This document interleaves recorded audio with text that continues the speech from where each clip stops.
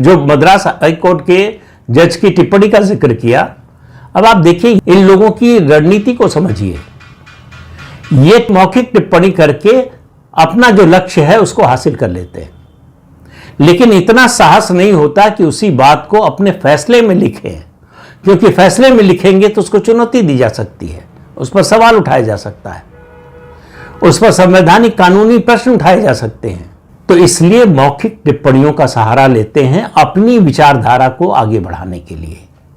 ज्यादातर मामलों में आपको दिखेगा कि सनातन के विरोध में उनकी विचारधारा है और इस्लाम और ईसाई मजहब के समर्थन वाली उनकी विचारधारा है।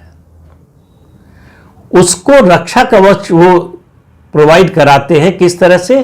केवल मौखिक टिप्पणी करके। समाज में, मीडिया में चर्चा का विषय तो बन जाता है, मुद्दा तो बन जाता है, लेकिन वो बचकर निकल जाते हैं। सुप्रीम कोर्ट ने जरूर ये फैसले किए हैं कि जजेस को इस तरह की टिप्पणी से बचना चाहिए, लेकिन समय आ गया है कि सुप्रीम कोर्ट ये भी तय करे कि इस तरह की मौखिक टिप्पणी करने वाले जो न्यायाधीश हैं, जो इस बात को अपने फैसले में नहीं लिखते, उनके खिलाफ क्या होना चाहिए। उनसे सवाल क्यों नहीं पूछा जाना चाहिए कि आपने किस नीयत से, किस मंशा से ये टिप्पणी की, इस टिप्पणी के पीछे आपकी सोच क्या थी, आपकी रणनीति क्या थी, आपकी विचारधारा क्या थी।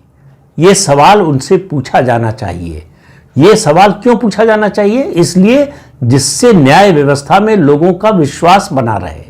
तो राकेश किशोर जी ने जो काम किया, लोगों का विश्वास न्याय व्यवस्था में, हमारे देश की न्याय प्रणाली में बना रहे, इसकी उन्होंने एक कोशिश की, जिसमें वो सफल नहीं हो पाए, या मैं कहूंगा आंशिक रूप से सफल हुए।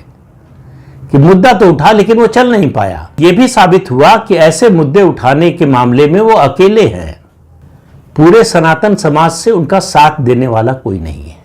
मैंने पहले वीडियो में भी कहा था, फिर कह रहा हूं कि जूता उछालने का जो उन्होंने काम किया उसका समर्थन नहीं किया जा सकता, लेकिन जो मुद्दा उन्होंने उठाया उसका विरोध कैसे किया जा सकता है। उन्होंने कहा सनातन का अपमान बर्दाश्त नहीं करेंगे। तो सनातन को मानने वाले कितने लोग हैं ये, जो बोलने के लिए तैयार हैं सार्वजनिक रूप से, सार्वजनिक मंचों से, कि वो सनातन का अपमान बर्दाश्त करने के लिए तैयार नहीं है। उनकी चुप्पी ये बताती है, मौन स्वीकृति लक्षणम।